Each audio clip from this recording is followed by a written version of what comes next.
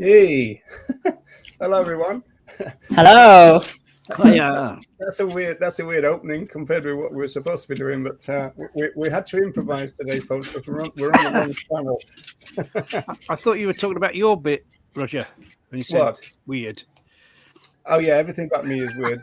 Now, this is really, I called it a teaser. This is an advert for next Monday. So next Monday, we've a panel has come together. I think we've got about 6 or 7 people. Ronnie and I are the token males, and the women are the main voices in this, because we're going to be talking about the historical importance and the prominence of women in the movement. And there's an interesting kind of thing about the movement. Well, I'll tell you about the time first. It's next Monday, and in terms of British time or Irish time, it's 3 p.m. So it's the normal still alive slot, but the Vegan with Sky slot is cancelled, so we can run into that, so we can do more than an hour. So that's what it's going to be. The only caveat is that I believe the clocks go back here. Clocks go back tonight. Tonight, yeah. Yeah, so, well, that's 2 in the morning, isn't it? So when you work out what 3 o'clock is for us, for you, around the world, because I can't do it. I'm terrible at doing that. I always get that wrong. I used to be terrible at that. It's going to be 3 we've gone back. It's going to be 3 p.m. what they call UTC, and you've just got to convert UTC into whatever your time zone is. Universal time something, isn't it? Universal time clock or something. Because at the moment it's UTC +1, but then it reverts to UTC. It goes back to, because it's British summertime -1, isn't it? Is that right? Because we put the clocks back. Is that right? Yeah, it'll be just the ordinary GM. We're all fully on top of it, aren't we? We all really kind of know what's going on here.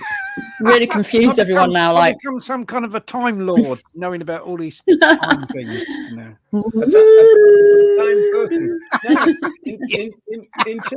In terms of what's likely to come up on Monday, then, is that the story goes that throughout the history of our movement, or the animal advocacy movement, or the animal welfare, depending what you want to call it and how far you want to go back, the anti-vivisection movement, all of that in terms of the membership, and quite often the leadership has been dominated by women.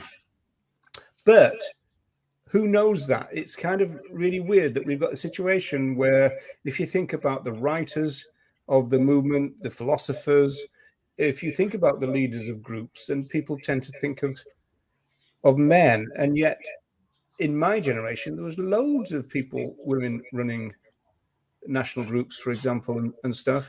And then now we've got the issue of the influencers.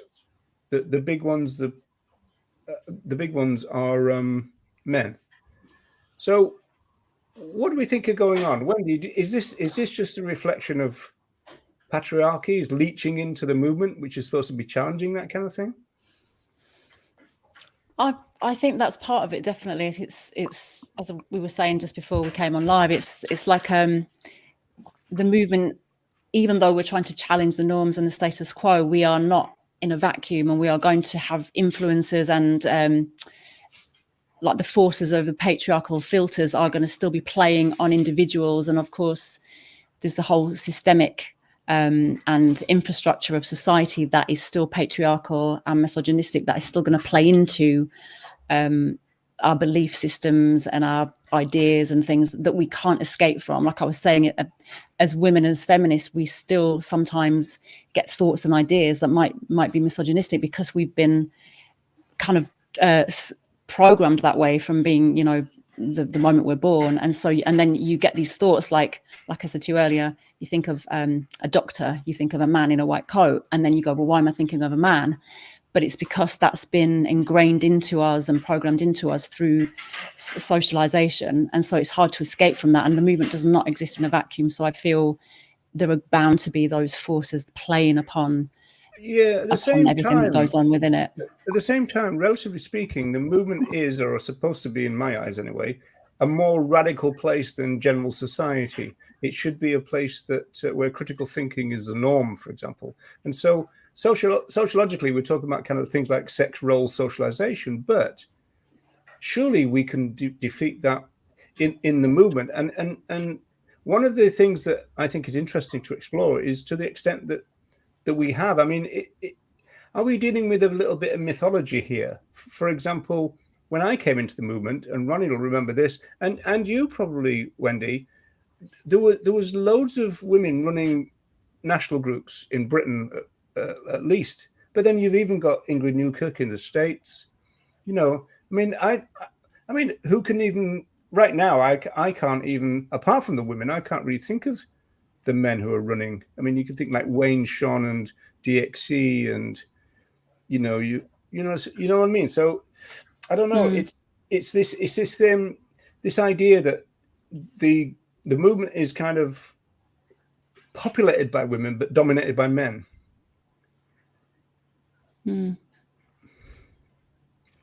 What does the general think? Like, you're looking very thoughtful. It seems to me that in the past, the kind of more militant groups tended to be kind of certainly founded by men, and I suppose you could say kind of led by men. I mean, the Hunt Saboteurs was founded by a man. I mean, the Animal Liberation Front was founded by 6 people when it was originally the Band of Mercy. Two of them were women. The Animal Liberation Leagues it seems to me that the main people in those were men, and you know, the various other kind of, you know, more militant activities tended to be mainly men, although there were a lot of very good women activists involved as well. Yeah, interesting. Even prisoners, right? There was a lot of women prisoners as well. A lot of women prisoners. Sorry, Wendy, I cut you off. This is a great yeah. I know. Cut watch it. This is the time that I can literally go. I can just talk and speak, and it's like you're going to sit there. I just saw your face go. No, I was just saying it's interesting that even in terms of language, like we call Ronnie the General. And it's almost like it's that patriarchal kind of war language, isn't it? And military, and we even bring that into the movement, and because we say that, and that, obviously it's a bit of a joke. Though, it's a bit of a joke. I'm only called a general because the judge called me a general, and I've kind of thought, well, I might as well adopt that. Yeah, but even that, do you know what I mean? It kind of it leaches in from every aspect. Like even the fact that the judge called you general, and you were saying earlier actually with women in the movement and the more militant side of it, maybe the patriarchal nature of that might favor women, in that women won't be as harshly judged because they're not seen as to be so dangerous or militant as the men might be. So yeah, we were saying there was, there's been a couple of long sentences for women. Heather from Shack, 11 years. But I mean, who in the movement would know that now? You know, which is an interesting thing as well. You know, this kind of, it's almost like the collective memory of the movement is informed by patriarchy. Would you think that's about right? I think so. It's like most of what we say history, you know, but herstory is definitely. The people in power basically have control of what happens in history, and I think that it is again filtered through that patriarchal lens of what people will remember. What people bring tuning guitar in the background there. Yeah. So when he's drinking water, he's really loud, isn't he? When he drinks, isn't it? Yeah. He's like. I've just been dog sitting, and now there are 3 big dogs doing that all the time. So you know. You recognised it. Yeah, well spotted. I recognise the noise. Yeah. So we've only got a couple of minutes left because we're keeping this to about 10 minutes, folks. So again, just to reiterate, this is next Monday, the actual main show. There's going to be a big panel. There's going to be about 7 people on it, maybe 8. We're still looking under rocks and see if we can find anybody. But it's 3 p.m. Finding any women around. I wasn't going to say that. No, at least I knew. He was being very careful there. Yeah, no, yeah, kind of thinking. So 3 p.m. British Irish time, and our clocks go back today. So if you're trying to work British Irish time, is that another time? Is it? British Irish time. That's a whole new one. I'm not just going to give you Brits the free run on time. Am I? Oh no, I think I don't blame you. I don't blame you. GMT, didn't they? You know, Greenwich Mean Time people used to Greenwich say. Mean Time. Yeah. Down the road from me. Yeah. Oh, before we go, I just want to show you this. I'm going to try and put together a few kind of pictures that people might not see. You'll recognize this, Ronnie. This is there's a lot of people. That's the famous. This is vivisection poster that we were talking about in the grassroots thing that we were talking about. But this is the Porton Down Women for Peace and Animal Liberation camp. So it was a kind of Greenham Common for, you know, run by, I think it mainly BWV. There's Margaret Manzoni stood there at the left, and then the person crouched down on the right. That's Paddy Broughton. So those two people were running the BWV when I was there, and then with Kim Stallwood, and then some other people were volunteers. There's Mimi Spence in there. You'll probably recognise other people there, Ronnie. I don't know. Yeah, maybe could. I'd have to go closer to the screen now. We'll get a bit closer for Ronnie. Don't do that. We don't put people off completely. So Wendy, you joined Uncaged. Was there a mix there, or was that male dominated? I mean, I know Dan Lyons was a founder, right? Yeah, and Angie as well. They kind of run it together, but Dan was like the one that everyone kind of recognized and knew, and he was actually then went on to do a PhD in I think animal research and politics or something like that. I can't remember exactly the title of his PhD, but he did a lot of research around the whole section animal research domain, and he was like the main kind of person that I knew, although Angie was also running it closely with him. But I think most of the people that I remember doing the volunteering and doing the marches and doing the stall holding were women.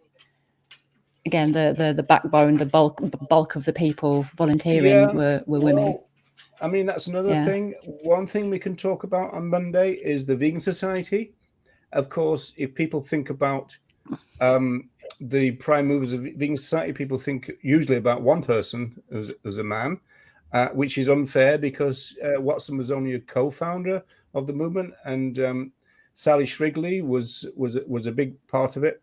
The ambiguity of Leslie Cross, the name, is interesting because a lot of people think that Leslie Cross may have been a woman, but then the other people, Faye Henderson, Eva Batt, Kathleen Janaway, who is an interesting figure, but when they were in the Vegan Society, they did tend to have a peripheral role, or at least they was like sent out to do things like cookery demonstrations and stuff. And so maybe we can then think, well, you know, products of their time in that sense. When we talk about the 1940s and 1950s, 1960s, you know, if you're thinking, oh, we need somebody to do cookery demonstrations, you're going to think of a woman, aren't you, in those days?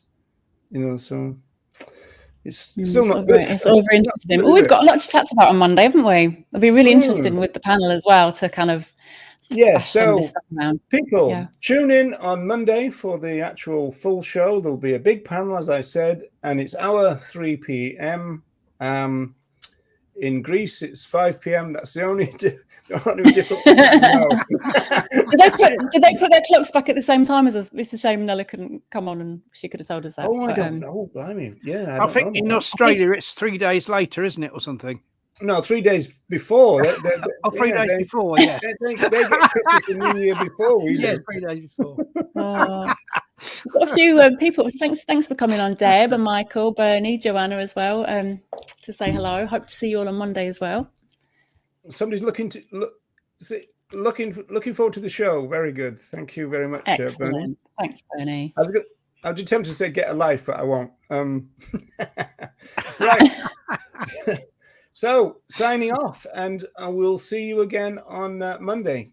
Thanks for tuning in to this little short thing, which is 5 minutes over. We never stick to time, do we? We never stick to time. I know. Knew that wouldn't happen. I know. Never stick to time. Right, folks. Bye. Bye. Bye.